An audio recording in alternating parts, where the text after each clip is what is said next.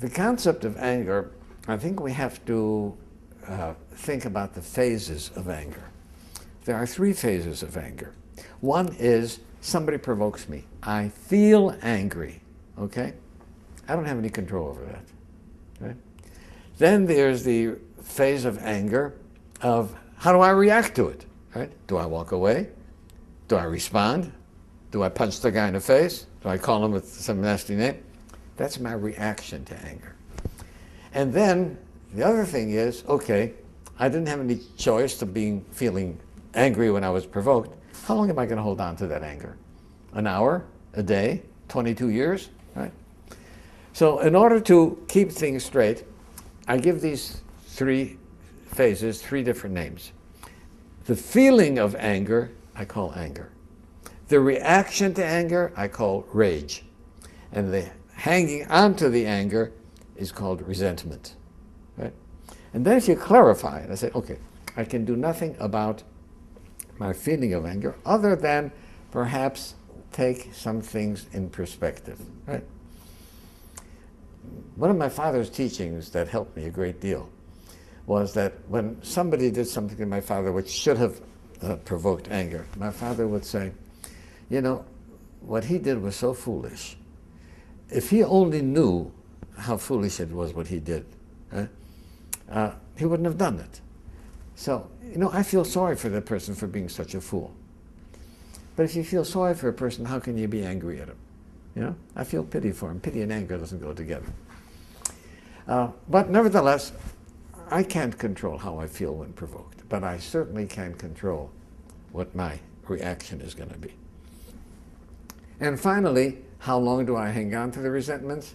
My greatest lesson came from Alcoholics Anonymous, where somebody said, harboring a resentment is allowing someone who you don't like to live inside your head without paying any rent. And I'm not that kind of a guy. I'm not a nice guy like that to let somebody else pay. So AA helped me get rid of resentments. Reacting to anger took me a while, right, to be able to control my rage. And then I had to realize that, you know, this is part of my being human. Animals react with rage when provoked. Right? I, as a human being, am supposed to be above that. You know, I'm more than a Homo sapiens. So I learned how to control my anger. So I think those are, if a person keeps those things in mind, right? And there's some people who feel guilty for feeling angry, right? Especially at a parent. Right? You don't have a choice, right? The feeling of anger is nothing to yourself. And if you don't have a choice, there's no reason to feel guilty about it. How you react? Oh. Now, my suggestion is keep an anger journal. Most of you watching this who know me personally have probably never seen me mad. And it's true, I don't get mad very often. It takes a lot for me to get upset. You want to know my secret? Well, it comes down to my mindset, and hopefully by the end of this video, you'll see how I think. So when I was in 9th grade, my mom and little brother were in a car accident. I remember the phone call. I was so scared. I thought I was going to lose him. The most frightening thought that ran through my head was, I'll never get to talk to them again. And almost losing someone that close is scary. What if you ended on a bad note? Remember in one of my other videos, I said my senior quote was, appreciate what you had before time makes you appreciate what you had? The idea of that quote was to explain that if you aren't appreciative of something when you have it, you're going to lose it. And then you won't have the opportunity to appreciate it because it'll be gone. Whether that be someone in your life, like your girlfriend, something you own, like your car, or a part of you, like your hands. They could all be gone in a heartbeat. And after it's gone, you can't continue to appreciate it, only what it used to be. My second favorite quote is probably, you can't be upset and grateful at the same time. And here's the secret, it's true. I'm grateful for my hands, my feet, my legs, and my nose. My family, my car, my eyes, and my clothes. My life, my friends, and my fingers and toes. I appreciate the sun, the sky, the moon, and stars. The ability to see my love from afar. The fact that I have a roof over my head and food in my fridge. That I can sleep on a bed and not under a bridge. So you have to understand this. There are people who don't have the ability to appreciate these things. People who were born at the wrong time and are now owned by a third world government. People who have no legs or control of their hands. There are people who can't even sit up out of bed, and you have the audacity to take it for granted and spend your energy being upset at someone? Forgive them for your own sake, and start appreciating everything you've gracefully been given. So basically, I'm in a constant state of appreciation. I have no room to be upset. So the next time you're upset, find 10 things you're grateful for. It's harder than it sounds, and you won't be as upset by the time you're done listing them. I challenge you to try it in the comments.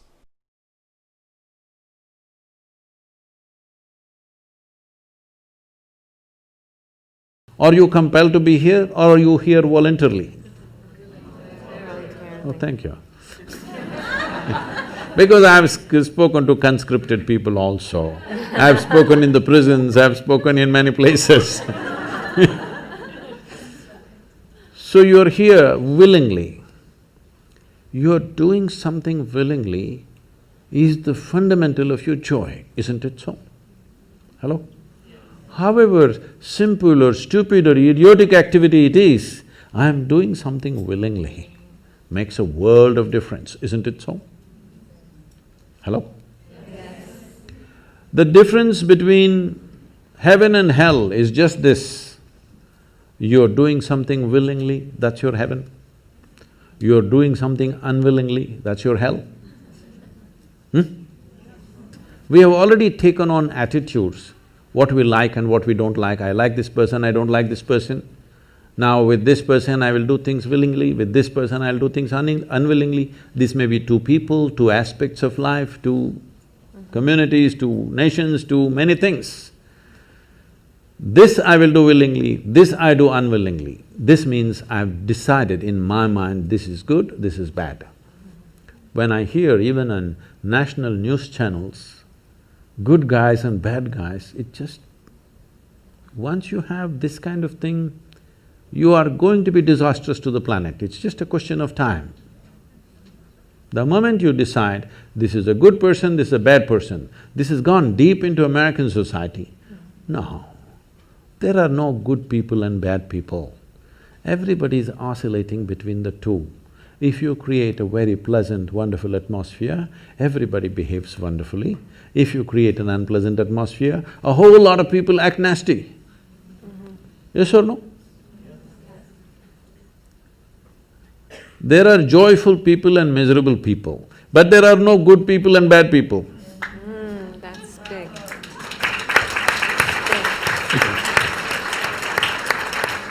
The moment we think we are good, we are entitled to destroy the bad, isn't it? Yeah. Oh, we've been destroying a lot of people for a long time. Time to stop that. Because human beings are in different levels of experience and understanding, variety of people. Anybody who is not like you is obviously bad, isn't it? Isn't it so? Those who are not like me must be bad people. Because the basis of goodness and what you think is goodness is decided by you. No, you have no business to do that. Willing means this, I'm just willing. I'm 100% yes to life. I am not yes to this one, no to this one, no. I am just yes and yes to life. If you are 100% yes to life, you are a volunteer. Oh, that's big. You have become a willing life. You have become so willing that you have no will of your own.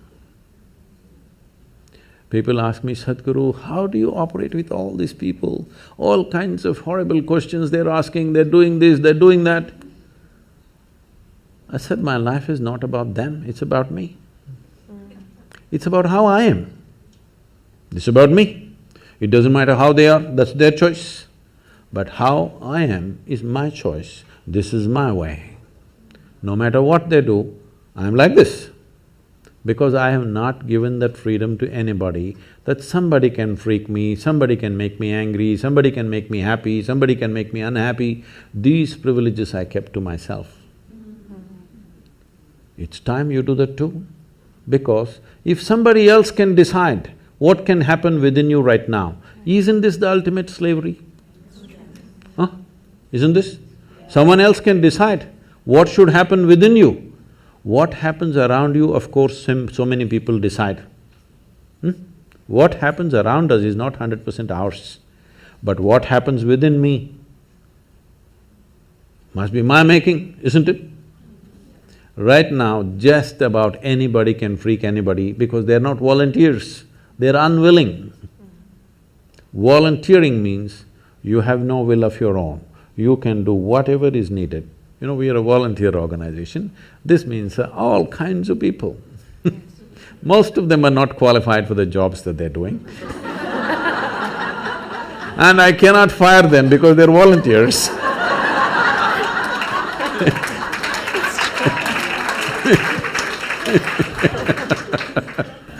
So people keep coming up to me on a daily basis, Sadhguru, I can't work with this person, she's so horrible, I can't do it. I tell them, see, in this world, this is the sort of people who exist, like this, like this, like this, like this is the kind of people there are. But if you want to work with ideal people, you must go to heaven. And today.